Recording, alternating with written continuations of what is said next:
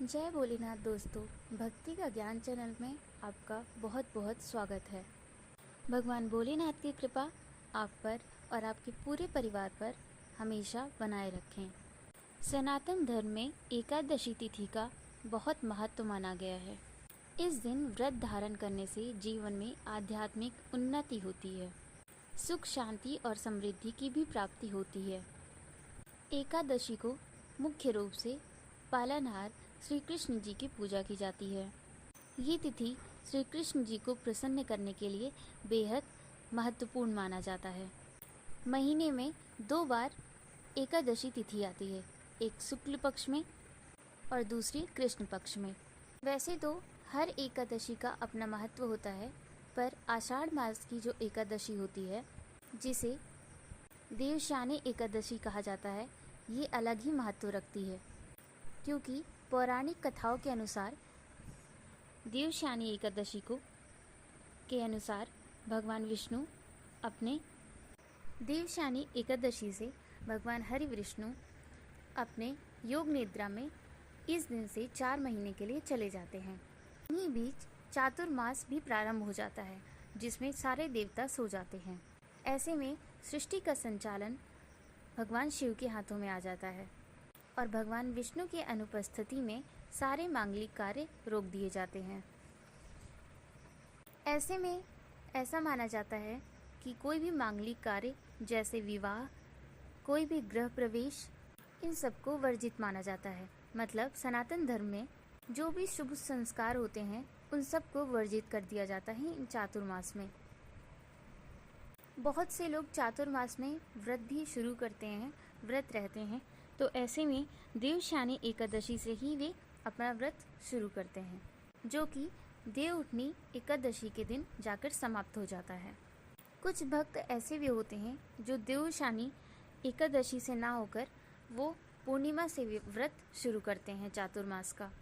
तो जैसे आप व्रत शुरू करते हैं, आपको वैसे ही व्रत समाप्त भी करना होता है। अगर आपने व्रत की शुरुआत एकादशी से की है, तो आप एकादशी को ही समाप्त करेंगे, और अगर आप पूर्णिमा से व्रत शुरू करते हैं, तो आप कार्तिक मास के पूर्णिमा को ही व्रत समाप्त करेंगे। चातुर्मास व्रत में क्या विधि होती है, क्या पूजा पाठ करना होता है, उसकी जानकारी मैं आपको अगले वीडियोस में देती रहूँगी। लेकिन उससे पहले देवशानी एकादशी में क्या नियम और क्या पालन करना होता है, वो मैं आपको इसमें बताती हूँ। तो आइए जानते हैं कि आषाढ़ मास की देवशानी एकादशी कब है, किस दिन है, किस तिथि को है, इस व्रत को कैसे प्रारंभ करना है, कैसे शुरू करना है, किस तरह से पूजा पाठ करना है, और पारण करने का यानी व्रत खोलने का शुभ मुहूर्त क्या है। और उससे ज़रूरी बात कि भगवान विष्णु के निद्रा से पहले हमें किस तरह से उनकी पूजा पाठ करनी चाहिए, किस तरीके से उनका जप करना चाहिए, और कौन से ऐसे उपाय करें जिससे भगवान विष्णु की हमें विशेष कृपा प्राप्त हो, और जो भी कामना हम रखते हैं उसकी पूर्ति के लिए हमको क्या करना चाहिए। आज मैं आपको इसी बारे में इस वीडियो में जानकारी देने वाली हूँ। अगर आपको हमारी वीडियो अच्छी लगती है तो प्लीज़ हमारी वीडियो को लाइक करें, ज़्यादा से ज़्यादा शेयर करें, और कमेंट बॉक्स में जय भोलेनाथ ज़रूर से लिखें, क्योंकि आपके कमेंट्स और लाइक हैं जो हमें आपसे जोड़ कर रखते हैं, और हमको पता चलता है कि आपको हमारे वीडियोस अच्छे लगते हैं। तो आइए जानते हैं कि देवशानी एकादशी किस तिथि को है। तो ये एकादशी शुरू है 16 जुलाई को रात्रि में 8:34 पर, और समाप्त हो रही है 17 जुलाई को रात्रि 9:03 पर। तो सूर्योदय के अनुसार व्रत हमको रखना होगा 17 जुलाई 2024 में, बुधवार के दिन आपको देवशानी एकादशी का व्रत रखना चाहिए। हरिशानी एकादशी को हमें बहुत सारे शुभ योग्य प्राप्त होते हैं। ये योग शुरू होता है 17 जुलाई को सुबह 5:55 से और समाप्त होगा दूसरे दिन 18 तारीख को सुबह 3:12 पर। यानी कि आपको पूरे दिन और पूरी रात आपको अमृत योग प्राप्त हो रहा है।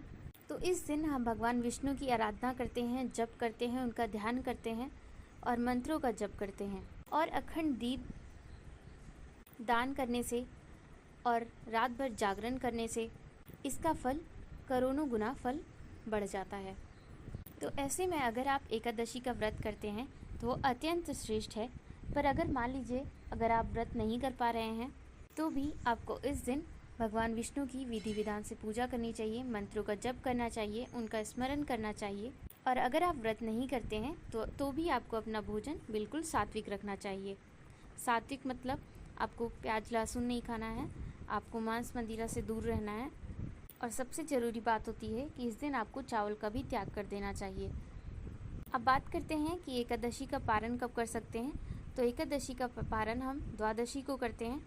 तो द्वादशी 17 जुलाई को शुरू होती है 9:03 पर और समाप्त होती है 18 जुलाई को 8:44 पर। तो ऐसे में आप 18 जुलाई को भी पारण कर सकते हैं सुबह 5:30 से 9 बजे तक के बीच में। तो आपको इसी शुभ मुहूर्त में अपना व्रत खोल लेना चाहिए। अगर आप व्रत करना चाहते हैं तो आप एकादशी के एक दिन पहले सात्विक भोजन करें और एकादशी के दिन फलाहार कर सकते हैं। फलों में आप कोई सा भी फल ले सकते हैं, जूस पी सकते हैं, दूध पी सकते हैं। मतलब आप एकादशी का व्रत फलाहार और जलाहार के से विधिवत कर सकते हैं। और अगले दिन द्वादशी तिथि में आपको अपना व्रत खोलना चाहिए, पारण करना चाहिए। इस तरह से हम एकादशी और द्वादशी का व्रत करते हैं तो हमें संपूर्ण फल प्राप्त होते हैं। और जो भी कामना से हम इस व्रत को रखते हैं उस कामना की पूर्ति भगवान विष्णु सच्चे मन से करते हैं। तो दोस्तों, ये थी आज की वीडियो जिसमें मैंने आपको देवशानी एकादशी से जो भी जुड़ी बातें थीं, जो भी पूजा पाठ था, वो सब मैंने आपको बता दिया। उम्मीद करती हूँ कि ये वीडियो आपके लिए उपयोगी होगी, आपको ज़रूर पसंद आई होगी। दोस्तों, अगर आपको ये वीडियो अच्छी लगी तो प्लीज़ लाइक शेयर कमेंट करें। मिलते हैं अगले एक और वीडियो के साथ, तब तक जय भोलेनाथ दोस्तों।